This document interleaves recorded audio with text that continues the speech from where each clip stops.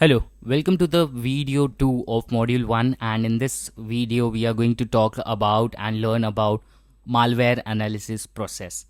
So if we start with the basics, what is malware analysis? In simple terms, it is a process of understanding how a suspected malware example behaves, how does it execute, and malware analysis identifies the purpose or the intent of the malware or the threat.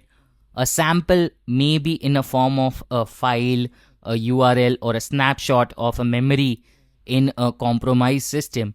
And our goal of doing the malware analysis is to identify if a sample is malicious or not. So whether malware or a file that is given, it is malicious or not.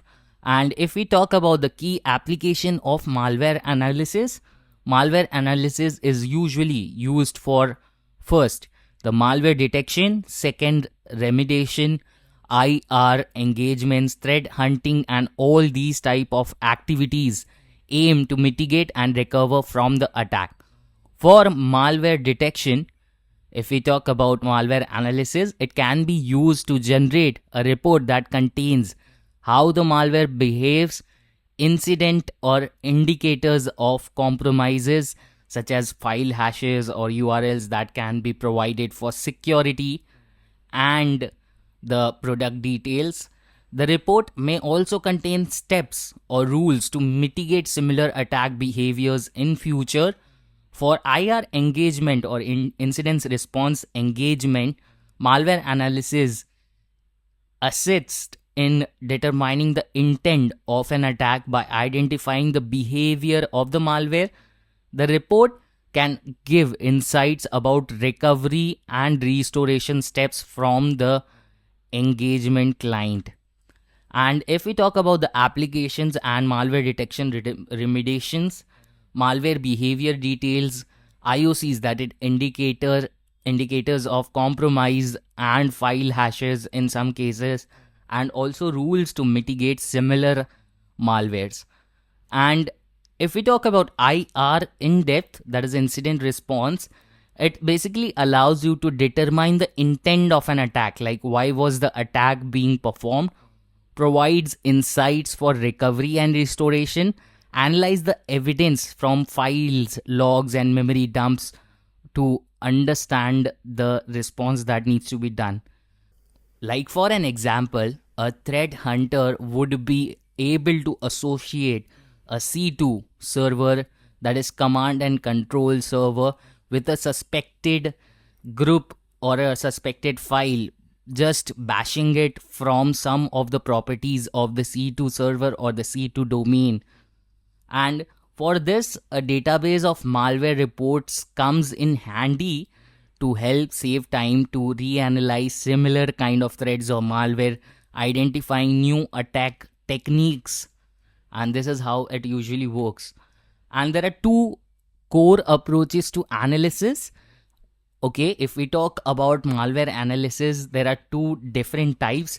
The first one is the static analysis or static malware analysis, and the second type of malware analysis is a dynamic analysis or a dynamic malware analysis. And types of malware analysis is simple. There are mainly two approaches to conduct malware analysis, that would be static and dynamic analysis. And in static analysis, the malware sample is analyzed without running its code, while in dynamic analysis, the malware is executed. So let's talk about static malware analysis. It is basically without running the file or the code, and to identify the file type, edit the binary and check with a binary editor, and also deassemble, that is reverse engineer the file to find text and strings on how it is working and what it is doing. It is a read low code with a deassembler, and you can use it to understand. Whereas in dynamic analysis, observing in a controlled environment how the malware works if executed, and the key purpose would be validating the static analysis and then actually observing the behavior after executing it, and identifying the debug execution. So that is the major difference between a static and a dynamic malware analysis. And if we talk about the 4 stages or process of malware analysis, we have a lot of things. In dynamic analysis, the output of the file is in a sandbox environment that contains logs of system changes and memory dump. And this is how it usually works. There are 4 stages. The first stage will be file hashing, then understanding the file type, list of interesting strings, and so on. In this stage, a malware analyst or an analyst can interact with the sample file without execution and then observe how it reacts after a simulation. They can use tools to monitor the sequence of system changes, and when both activities are done, from the static property stage, interactive behavior analysis stage is so on.